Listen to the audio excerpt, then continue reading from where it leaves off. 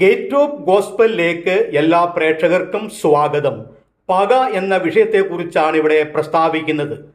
പകയും പകവീട്ടിലും പതിവായിരിക്കുന്ന പാരിടത്തിൽ പരലോക ചിന്തയില്ലാതെ പാഴ് ജീവിതം നയിക്കുന്ന പരശതം മനുഷ്യർ പാർത്തലത്തിൽ ഉണ്ട്. എന്താണ് പക എന്ന് പറഞ്ഞാൽ? പക എന്ന വാക്കിന് ഇംഗ്ലീഷിൽ ഹെയ്റ്റ് എന്ന വാക്കും എബ്രായ ഭാഷയിൽ ഷയന എന്ന വാക്കും ഗ്രീക്കിൽ മിസിയോ എന്ന വാക്കുമാണ് ഉപയോഗിച്ചിരിക്കുന്നത്. ഈ പദങ്ങളുടെ എല്ലാം അർത്ഥം വെറുപ്പ്, വിദ്വേഷം, വൈരാഗ്യം, ശത്രുത, ഉൾപ്പക, കുടിപ്പക എന്നൊക്കെയാണ് അർത്ഥം. ലാറ്റിൻ ഭാഷയിൽ ഓഡിയം എന്ന വാക്കാണ് കൊടുത്തിരിക്കുന്നത്. ഇതിൻ്റെ അർത്ഥം വെറുപ്പുളവാക്കുന്ന പെരുമാറ്റത്തിൻ്റെ ഫലമായി ഉണ്ടാകുന്ന അപമാനകരമായ അവസ്ഥ എന്നാണ് അർത്ഥം. ചില വ്യക്തികളോടോ വസ്തുക്കളോടോ ആശയങ്ങളോടോ ഉള്ള ഒരു തീവ്രമായ വൈകാരിക പ്രതികരണമാണ് വെറുപ്പ് അല്ലെങ്കിൽ പക എന്നത്. പക ഒരു മനുഷ്യവികാരം ആണ്. ഹ്രസ്വകാലമോ ദീർഘകാലമോ അത് നിലനിൽക്കാം. പകയുടെ തത്വശാസ്ത്രവും മനഃശാസ്ത്രവും ദൈവശാസ്ത്രവുമായ വീക്ഷണമാണിവിടെ വിശദീകരണം ചെയ്യുവാൻ ഉദ്ദേശിക്കുന്നത്. തത്വചിന്തകനായ അരിസ്റ്റോട്ടിൽ പകയെ കോപത്തിൽ നിന്നും ക്രോധത്തിൽ നിന്നും വ്യത്യസ്തമായി വീക്ഷിച്ചു. വെറുപ്പ് ഒരു വസ്തുവിനെ ഉന്മൂലനം ചെയ്യുവാനുള്ള ആഗ്രഹമാണെന്നും അത് കാലത്തിനനുസരിച്ച് ഭേദമാക്കുവാൻ കഴിയില്ലെന്നും അദ്ദേഹം വ്യാഖ്യാനിച്ചു. ഇനി മനഃശാസ്ത്രപരമായി ഈ പകയ്ക്ക് മനഃശാസ്ത്രം നൽകുന്ന അർത്ഥം അനിഷ്ടത്തിൽ നിന്നും അതൃപ്തിയിൽ നിന്നും ഉടലെടുക്കുന്നതായ ഒരു വികാരമാണ് പക. അതിൻ്റെ പിന്നിൽ അസൂയയുണ്ട്, വെറുപ്പുണ്ട്, അതൃപ്തിയുണ്ട്, ഇഷ്ടക്കുറവുണ്ട്. ഇതിൽ നിന്നും രൂപമെടുക്കുന്ന ഒന്നാണ് പക എന്നാണ് മനഃശാസ്ത്രപരമായ വീക്ഷണം. ദൈവശാസ്ത്രപരമായി പകയെ നാം വിശകലനം ചെയ്യുമ്പോൾ ദൈവശാസ്ത്രം ഇതിനെ മൂന്നായി വിഭജിച്ചിരിക്കുന്നു. ഒന്ന്, ദൈവം പകയ്ക്കുന്ന വിഷയങ്ങൾ. ഈ രണ്ട്, ലോകം ഭക്തന്മാരെ പകയ്ക്കുന്ന വിഷയങ്ങൾ. മൂന്ന്, മനുഷ്യനെ പകയ്ക്കുന്ന കാര്യങ്ങൾ. ഈ മൂന്ന് കാര്യങ്ങളും തിരുവചനത്തിൽ ദൈവശാസ്ത്രപരമായ നിലയിൽ പ്രതിപാദിച്ചിട്ടുണ്ട്. ഒന്നാമതായി, ദൈവം പകയ്ക്കുന്ന കാര്യങ്ങൾ ഏതൊക്കെയാണ്? ദൈവം പകയ്ക്കുന്നത് തിന്മ, കാപട്യം, തെറ്റ്, അക്രമം, വിഗ്രഹാരാധന, അന്യായം, ഇതെല്ലാം ദൈവം വെറുക്കുന്ന കാര്യങ്ങളാണ്. ദൈവം അതിനെ പകയ്ക്കുന്നു. യെശയ്യാവിൻ്റെ പ്രവചനം 1-ാം അധ്യായം 14-ാം വാക്യത്തിൽ അത് പ്രതിപാദിക്കുന്നുണ്ട്. അപ്പോൾ ദൈവം അതിനെല്ലാം വെറുക്കുന്നു. അതുകൊണ്ട് സങ്കീർത്തനക്കാരൻ ഇങ്ങനെ പറയുന്നുണ്ട്, 97-ാം സങ്കീർത്തന 10-ാം വാക്യം, യഹോവയെ സ്നേഹിക്കുന്നവരെ ദ്വേഷത്തെ വെറുപ്പിൻ.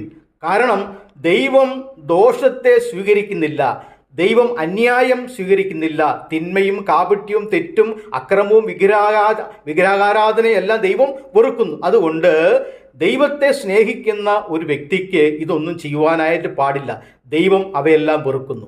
രണ്ടാമതായിട്ട്, ഒരു ഭക്തനായി ജീവിക്കുവാൻ ഒരാൾ തയ്യാറെടുക്കുമ്പോൾ, തീരുമാനമെടുക്കുമ്പോൾ, അദ്ദേഹം ഈ ലോകത്തിൻ്റെ പാപത്തിൽ നിന്നും അനീതിയിൽ നിന്നും അക്രമത്തിൽ നിന്നും തിന്മയിൽ നിന്നും വേർപെട്ട് നന്മ ചെയ്യുവാൻ, ദൈവഭക്തനായി തീരുവാൻ അവൻ തീരുമാനമെടുത്താൽ ലോകം ആ വ്യക്തിയെ പകയ്ക്കും.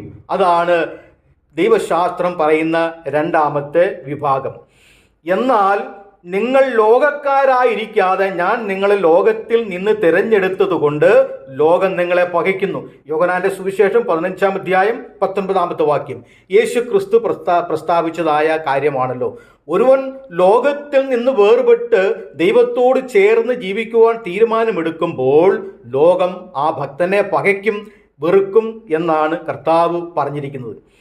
മറ്റൊന്ന്, എൻ്റെ നാമനിമിത്തം സകല ജാതികളും നിങ്ങളെ പകയ്ക്കും. മത്തായി 24-9-ാം വാക്യം. അപ്പോൾ കർത്താവിൻ്റെ നാമത്തിന് വേണ്ടി ജീവിക്കുവാൻ ഒരാൾ തീരുമാനമെടുത്തു കഴിഞ്ഞാൽ, അങ്ങനെ ജീവിക്കുവാൻ അയാൾ തയ്യാറായാൽ ലോകം അയാളെ വെറുക്കും, ലോകം അയാളെ പകയ്ക്കുമെന്ന് യേശു ക്രിസ്തു പറഞ്ഞിട്ടുണ്ട്. അപ്പോൾ ഭക്തന്മാരെ ലോകം പകയ്ക്കും. മൂന്നാമത്തെ വിഭാഗം മനുഷ്യനെ തന്നെ പകയ്ക്കുന്നതാണ്. ഇതിനെല്ലാം ഗ്രീക്കിൽ ഉപയോഗിച്ചിരിക്കുന്ന പദം മിസിയോ എന്ന വാക്കാണ്. വെറുപ്പ് എന്നതിന് അല്ലെങ്കിൽ പക, വിദ്വേഷം എന്നതിന് ഗ്രീക്കിൽ ഉപയോഗിച്ചിരിക്കുന്ന പദമാണ് മിസിയോ എന്ന വാക്ക്. ഇത് പുതിയ നിയമത്തിൽ ഈ പദമാണ് അധികവും ഉപയോഗിച്ച് കാണുന്നത്. അപ്പോൾ നാം പകയുടെ വ്യത്യസ്തമായ ചില വീക്ഷണങ്ങളാണ് പരിശോധിച്ചത്. ഇനി നാം ദൈവശാസ്ത്രപരമായിട്ട് ചിന്തിക്കുമ്പോൾ ബൈബിളിൽ ചില വ്യക്തികൾ ചിലരെ പകച്ചതായിട്ട് രേഖപ്പെടുത്തിയിട്ടുണ്ട്. അതിൽ ചിലത് ഇവിടെ പ്രസ്താവിക്കുകയാണ്.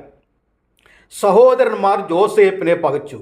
ജോസേപ്പ് വാർദ്ധക്യത്തിലെ മകനാകൊണ്ട് ഇസ്രായേൽ എല്ലാ മക്കളിലും വെച്ച് അവനെ അധികം സ്നേഹിച്ചു.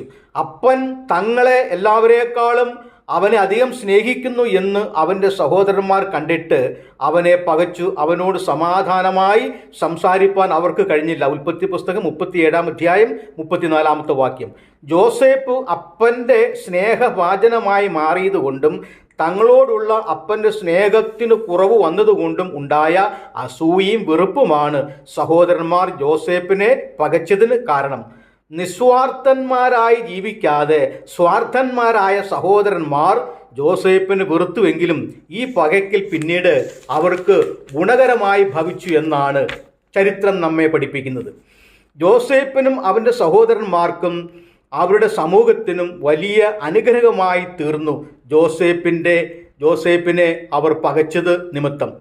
ജോസേപ്പ് ഈജിപ്തിൻ്റെ പ്രധാനമന്ത്രിയായി തീരുകയും മഹാക്ഷാമവും മൂലം ജോസേപ്പിൻ്റെ സഹോദരന്മാർ കനാൻ നാട്ടിൽ നിന്നും ധാന്യം വാങ്ങുവാൻ ഈജിപ്തിൽ വരികയും അവിടുത്തെ പ്രധാനമന്ത്രി തങ്ങൾ പകച്ച ജോസേപ്പാണെന്ന് അറിയാതെ അവൻ്റെ പാദങ്ങളിൽ കുമ്പിടുകയും ചെയ്തു. ജോസേപ്പ് ദേശത്തിൻ്റെ അധിപതിയായിരുന്നു.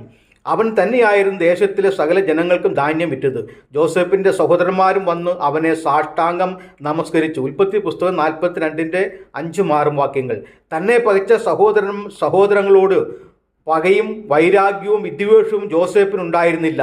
നിങ്ങൾ എൻ്റെ നേരെ ദോഷം വിചാരിച്ചു. ദൈവമോ ഇന്നുള്ളതുപോലെ ബഹുജനത്തിന് ജീവരക്ഷ വരുത്തേണ്ടതിന് അതിനെ ഗുണമാക്കി തീർത്തു. ആകയാൽ നിങ്ങൾ ഭയപ്പെടേണ്ട എന്ന് പറഞ്ഞ് സഹോദരന്മാരെ ആശ്വസിപ്പിച്ച് ധൈര്യപ്പെടുത്തി എന്നാണ് ഉൽപ്പത്തി പുസ്തകം 50-ാം അധ്യായം 20-ാം വാക്യത്തിൽ പ്രസ്താവിച്ചിരിക്കുന്നു. സഹോദരന്മാർ ജോസേപ്പിനെ പകച്ചുവെങ്കിലും ജോസേപ്പ് തൻ്റെ സഹോദരങ്ങളോട് വിദ്വേഷവും പകയും കാണിച്ചില്ല. അവരെ സ്നേഹിക്കുകയും അവരെ രക്ഷിക്കുകയാണ് ജോസേപ്പ് ചെയ്തത്. ഈ മാതൃകയാണ് നമുക്കിന്ന് ആവശ്യമായിരിക്കുന്നത്. രണ്ടാമതായി അമ്നോൻ താമാറിനെ പകച്ചു. ദാവീദിൻ്റെ ഭാര്യയായ ഇസ്രായേൽക്കാരത്തി അഹിനോം പ്രസവിച്ച അമ്നോൻ ദാവീദിൻ്റെ ആദ്യജാതനായിരുന്നു. അവൻ്റെ മറ്റൊരു ഭാര്യയായിരുന്ന മഹയിൽ നിന്നും ജനിച്ച അബ്ശലോം ദാവീദിൻ്റെ 3ാമത്തെ മകൻ ആയിരുന്നു. അബ്ശലോമിന് സുന്ദരിയും സുമുഖിയും ആയ താമാർ എന്നു പേരുള്ള ഒരു സഹോദരി ഉണ്ടായിരുന്നു. ദാവീദിൻ്റെ ആദ്യജാതനായ അമ്നോന് അബ്ശലോമിൻ്റെ സഹോദരി തരുണിമണിയായ താമാറിനോട് അടങ്ങാത്ത പ്രേമം ഉടലെടുത്തു. ദാവീദിൻ്റെ മകനായ അബ്ശലോമിന് സൗന്ദര്യമുള്ള ഒരു സഹോദരി ഉണ്ടായിരുന്നു. അവൾക്ക് താമാർ എന്നു പേർ. ദാവീദിൻ്റെ മകനായ അമ്നോന് അവളിൽ പ്രേമം ജനിച്ചു. 2 ശമൂവേൽ 13-ാം അധ്യായം 1 മുതൽ 2 വരെയുള്ള വാക്യങ്ങൾ. താമാർ എന്ന സൗന്ദര്യ സൗകുമാര്യത്തെ സ്വന്തമാക്കുവാൻ കഴിയാത്തതിൽ വിഷാദവിവശനായി കഴിഞ്ഞ അമ്നോന് ദാവീദിൻ്റെ ജ്യേഷ്ഠനായ ശിമെയുടെ മകൻ യോനാദാബ് ഒരു ഉപായം പറഞ്ഞു കൊടുത്ത്, നീ രോഗം നടിച്ച് കിടക്കുകയും താമാർ വന്ന് നിനക്ക് ഭക്ഷണമുണ്ടാക്കി തരികയും വേണമെന്ന് രാജാവിനോട് അപേക്ഷിക്കണം. അപ്പോൾ അവൾ ആഹാരമുണ്ടാക്കി നിന്റെ മുമ്പിൽ വരും. ഈ സമയം നിന്റെ ആഗ്രഹം സാധിക്കുകയും ചെയ്യും. അമ്നോന് ഈ തന്ത്രം രാജാവിനോട് ഉണർത്തിച്ചു. 2 ശമൂവേൽ 13-ാം അധ്യായം 6-7 വാക്യങ്ങൾ. ദാവീദ് രാജാവിൻ്റെ കൽപ്പനയാൽ താമാർ താൻ ഉണ്ടാക്കിയ വടകളുമായി അമ്നോന്റെ മുറിയിൽ ചെന്നു. അഴകിൻ്റെ അപ്സരസായ താമാറിനെ കണ്ടയുടൻ അമ്നോൻ അവളെ കടന്നു പിടിച്ചു ബലാത്കാരം ചെയ്തു. താമാർ തടസ്സം പറഞ്ഞെങ്കിലും അതികായനായ അമ്നോന്റെ കയ്യിൽ നിന്നും രക്ഷപ്പെടുവാൻ അവർക്ക് കഴിഞ്ഞില്ല. എന്നാൽ അവൻ അവളുടെ വാക്ക് കേൾപ്പാൻ മനസ്സില്ലാതെ അവളേക്കാൾ ബലമുള്ളവനാകൊണ്ട് ബലാത്കാരം ചെയ്തു അവളോടുകൂടെ ശയിച്ചു. ശമൂവേലിൻ്റെ 2-ാം പുസ്തകം 13-ാം അധ്യായം 14-ാം വാക്യം. യോനാദാബിൻ്റെയും അമ്നോൻ്റെയും ഗൂഢാലോചനയുടെ ഫലമായി താമാറിനെ കെണിയിൽ വീഴ്ത്തി പീഡിപ്പിച്ച ശേഷം അമ്നോൻ അവളെ അത്യന്തം വെറുത്തു. പിന്നെ അമ്നോൻ അവളെ അത്യന്തം വെറുത്തു. അവൻ അവളെ സ്നേഹിച്ച സ്നേഹത്തേക്കാൾ അവളെ വെറുത്ത വെറുപ്പ് വലുതായിരുന്നു. 2 ശമൂവേൽ 13-ാം അധ്യായം 15-ാം വാക്യം. തൻ്റെ സഹോദരിയെ അപമാനിച്ചു വെറുത്തു കളഞ്ഞ അമ്നോനോട് പ്രതികാരം ചെയ്യുവാൻ അടങ്ങാത്ത പകയുമായി അബ്ശലോം 2 സംവത്സരം കാത്തിരുന്നു. 2 വർഷം കഴിഞ്ഞപ്പോൾ അബ്ശലോമിൻ്റെ ആടുകളുടെ രോമം കത്രിക്കുന്ന അടിയന്തരമുണ്ടായി. അമ്നോനോട് പക വീട്ടുവാൻ ഈ സുവർണ അവസരം പ്രയോജനപ്പെടുത്തുവാൻ അബ്ശലോം തീരുമാനിച്ചു. രാജാവിനെയും രാജകുമാരന്മാരെയും അവൻ അടിയന്തരത്തിന് ക്ഷണിച്ചു. എന്നാൽ രാജാവ് പോയില്ല. രാജകുമാരന്മാരെല്ലാവരും വന്നു ചേർന്നു. അബ്ശലോം താൻ കൊട്ടേഷൻ കൊടുത്ത ആളുകളോട്, അമ്നോൻ വീഞ്ഞു കുടിച്ച് ആനന്ദിച്ചിരിക്കുന്ന സമയത്ത് നിങ്ങൾ അവനെ അടിച്ചു കൊല്ലേണം എന്ന് പറഞ്ഞു. അവർ അമ്നോനെ അടിച്ചു കൊന്നു. എന്നാൽ അബ്ശലോം തൻ്റെ ബാല്യക്കാരോട്, അമ്നോൻ വീഞ്ഞു കുടിച്ച് ആനന്ദിച്ചിരിക്കുന്നേരം നിങ്ങൾ അവനെ അടിച്ചു കൊല്ലുവിൻ. അബ്ശലോം കൽപ്പിച്ചതുപോലെ ബാല്യക്കാർ അമ്നോനോട് ചെയ്തു. 2 ശമൂവേൽ 13-28 മുതൽ 30 വരെയുള്ള വാക്യങ്ങൾ. അബ്ശലോം 2 കൊല്ലം മനസ്സിൽ കൊണ്ടു നടന്ന പക ഇങ്ങനെ പര്യവസാനിച്ചു. തൻ്റെ സഹോദരിയായ താമാറിനെ അപമാനിച്ച നാൾ മുതൽ അബ്ശലോമിൻ്റെ മുഖത്ത് ഈ നിർണയം കാണുവാൻ ഉണ്ടായിരുന്നു. 2 ശമൂവേൽ 13-32 വാക്യം. താമാറിൻ്റെ ജീവിതം തകർത്ത അമ്നോന് കിട്ടിയ ശിക്ഷ അതിദാരുണമായ അന്ത്യം ആയിരുന്നു. അപ്പോൾ തൻ്റെ സഹോദരിയെ ചതിച്ച അമ്നോനോട് പ്രതികാരം ചെയ്യുവാൻ അടങ്ങാത്ത പകയുമായി അബ്ശലോം 2 കൊല്ലം കാത്തിരുന്നു. 2 കൊല്ലം തികഞ്ഞപ്പോൾ തനിക്കൊരു സുവർണ അവസരം കൈവന്നു തൻ്റെ പ്രതികാരം പക അമ്നോനോട് വീട്ടുകയും ചെയ്തു. അവനെ കൊന്നുകളഞ്ഞു.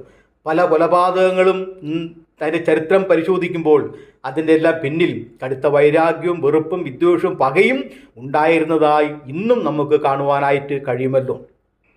3-മതായി ആഹാബ് മീഖായാവ് എന്ന പ്രവാചകനെ പകച്ചു. ഇസ്രായേൽ രാജാവായിരുന്ന ആഹാബും യഹൂദയിലെ രാജാവായിരുന്ന യഹോശാഫാത്തും തമ്മിൽ ആരാം രാജാവിൻ്റെ കയ്യിൽ നിന്നും ഗിലെയാദിലെ രാമോത്ത് യുദ്ധം ചെയ്ത് പിടിച്ചെടുക്കുവാൻ തീരുമാനിച്ചു.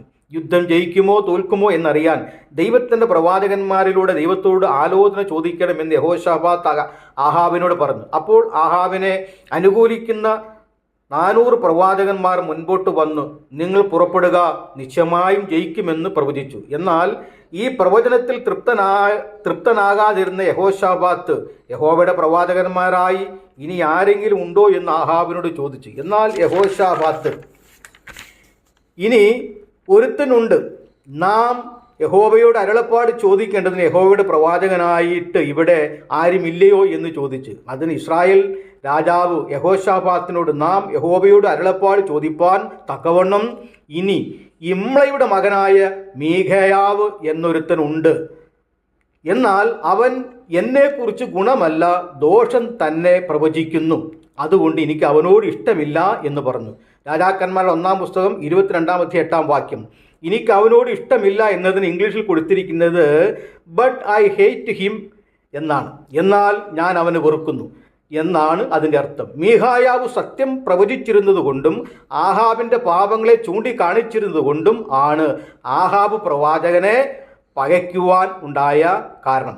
അപ്പോൾ സത്യം സത്യം വിളിച്ചു പറഞ്ഞ പ്രവാചകനെ ആഹാബ് പകച്ചു. എന്താ കാരണം? ആ പ്രവാചകൻ സത്യം മാത്രമേ പറഞ്ഞിരുന്നുള്ളൂ. ആഹാബും യഹോശാഫാത്തും യുദ്ധം ജയിച്ച് സമാധാനത്തോടെ മടങ്ങി വരും എന്ന് പ്രവചിച്ച 400 പ്രവാചകന്മാരുടെയും പ്രവചനം തെറ്റായിരുന്നു. മീഖായാവ് പറഞ്ഞ ദൈവിക ആലോചന നിറവേറുകയും ചെയ്തു. അതിന് മീഖായാവ്, നീ സമാധാനത്തോടെ മടങ്ങി വരുന്നുണ്ടെങ്കിൽ യഹോവ എന്നെക്കൊണ്ട് അരുളി ചെയ്തിട്ടില്ല എന്ന് പറഞ്ഞു. സകല ജാതികളുമായുള്ളവരെ കേട്ടുകൊള്ളുവിൻ എന്നും അവൻ പറഞ്ഞു. രാജാക്കന്മാരുടെ 1-ാം പുസ്തകം 22-28 വാക്യം. എന്നാൽ ആഹാബ് രാജാവിന് ജീവനോടുകൂടി ഒരു തിരിച്ചുവരവുണ്ടായില്ല. ഗിലെയാദിലെ രാമോത്തിൽ വെച്ച് നടന്ന ഏറ്റുമുട്ടലിൽ ഒരു ആരാം സൈനികന്റെ അമ്പ് കൊണ്ട് ആഴത്തിൽ മുറിവേറ്റ് ആഹാബ് രക്തം വാർന്നൊഴുകി രഥത്തിൽ കിടന്നു മരിച്ചു. രാജാക്കന്മാരുടെ 1-ാം പുസ്തകം 22-34 മുതൽ 40 വരെയുള്ള വാക്യങ്ങൾ. ബാലിൻ്റെ 150 പ്രവാചകന്മാരെയും അശേരയുടെ 400 പ്രവാചകന്മാരെയും ആഹാബ് തീറ്റിപ്പോറ്റി രക്ഷിച്ചതുകൊണ്ടും ദൈവത്തെ ഉപേക്ഷിച്ചതുകൊണ്ടും ദൈവത്തിൻ്റെ പ്രവാചകന്മാരെ പകച്ചതുകൊണ്ടും ഇസ്രായേലിനെ വഴിതെറ്റിച്ചതുകൊണ്ടും അവൻ കൊല്ലപ്പെട്ടു. ഇസ്രായേലിൻ്റെ ശത്രുക്കളെ പകയന്മാരായിട്ടാണ് അവർ കണ്ടിരുന്നത്. എന്നാൽ ആഹാബ് ദൈവദാസന്മാരോട് മനസ്സിൽ പക വെച്ചുകൊണ്ട് നടന്നതിനാൽ ആരാം രാജാവായ പകയൻ്റെ കയ്യിൽ നിന്നും അവന് രക്ഷപ്പെടാനായില്ല. ആഹാബ് നല്ലവനായിരുന്നുവെങ്കിൽ പകയൻ്റെ കയ്യിൽ നിന്നും അവനെ രക്ഷിക്കുമായിരുന്നു. അവൻ പകയൻ്റെ കയ്യിൽ നിന്നും അവരെ രക്ഷിച്ചു, ശത്രുവിൻ്റെ കയ്യിൽ നിന്നും അവരെ വീണ്ടെടുത്തു. സങ്കീർത്തനങ്ങൾ 106-18 വാക്യം. പക മറച്ചു വയ്ക്കുന്നത് നല്ലതല്ല. പക മറച്ചു വയ്ക്കുന്നവൻ പൊളിവായൻ ഏഷണി പറയുന്നവൻ ഭോഷൻ. സദൃശവാക്യം 10-ാം അധ്യായം 18-ാം വാക്യം. പകയും പരിഭവവും ഇല്ലാത്ത പരിപാവനമായ ജീവിതം നയിക്കുവാൻ പരിശുദ്ധനായ ദൈവം നിങ്ങളെ സഹായിച്ച് അനുഗ്രഹിക്കുമാറാകട്ടെ. കാരണം പക മനസ്സിൽ കൊണ്ട് നടക്കുന്നത് വലിയ വിപത്തിന് കാരണമായി തീരും. എന്നാൽ പകയ്ക്ക് പകരമായി നമ്മിൽ ദൈവത്തിന് സ്നേഹവും സഹിഷ്ണുതയും ഉണ്ടെങ്കിൽ നമ്മിൽ ദൈവത്തിൻ്റെ കരുണയും ദൈവസ്നേഹവും വ്യാപരിക്കുവാൻ അത് കാരണമായി തീരും. ബൈബിൾ ഇങ്ങനെ പറയുന്നു, സദൃശവാക്യങ്ങൾ 10-ാം അധ്യായം 12-ാം വാക്യത്തിൽ, പക വഴക്കുകൾക്ക് കാരണമാകും, സ്നേഹമോ സകല ലംഘനങ്ങളെയും മൂടുന്നു. അതുകൊണ്ട് പക വഴക്കുകൾക്ക് കാരണമാകുന്നു. ഇന്ന് നടക്കുന്ന എല്ലാ വഴക്കുകളുടെയും അടിപിടിയുടെയും അക്രമങ്ങളുടെയും കൊലപാതകങ്ങളുടെയും എല്ലാം പിന്നിൽ പകയുണ്ട് എന്നത് യാഥാർത്ഥ്യമാണ്. അതുകൊണ്ട് പകയില്ലാത്ത പരിശുദ്ധമായ നല്ലൊരു ജീവിതം നയിക്കുവാൻ ദൈവം നമുക്ക് എല്ലാവർക്കും കൃപ നൽകുമാറാകട്ടെ എന്ന് പ്രാർത്ഥിക്കുന്നു.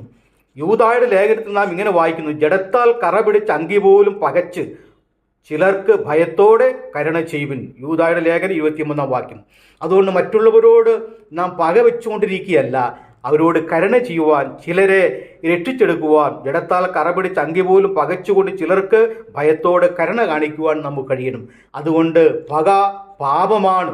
ഗലാത്യലേഖനം 5-ാം അധ്യായത്തിൽ പൗലോസ് അപ്പോസ്തലൻ പാപങ്ങളുടെ പട്ടിക 15 കൂട്ടം പാപങ്ങളുടെ പട്ടികയിൽ പക 6-ാം സ്ഥാനത്തായിട്ടാണ് പറഞ്ഞിരിക്കുന്നത്. അതുകൊണ്ട് പക ദൈവം വെറുക്കുന്ന കാര്യമാണ്. പകയും വിദ്വേഷവും വൈരാഗ്യവും ഉൾപ്പകയും ഇല്ലാത്ത നല്ല പരിശുദ്ധമായൊരു ജീവിതം കാഴ്ചവെക്കുവാൻ നമ്മുടെ രാജ്യം അല്ലെങ്കിൽ കേരളം ആ നിലയിലായി തീരേണ്ടതിന് വേണ്ടി നമുക്ക് പ്രാർത്ഥിക്കാം. ദൈവം നമ്മെ ഏവരെയും സഹായിക്കുമാറാകട്ടെ. ആമേൻ.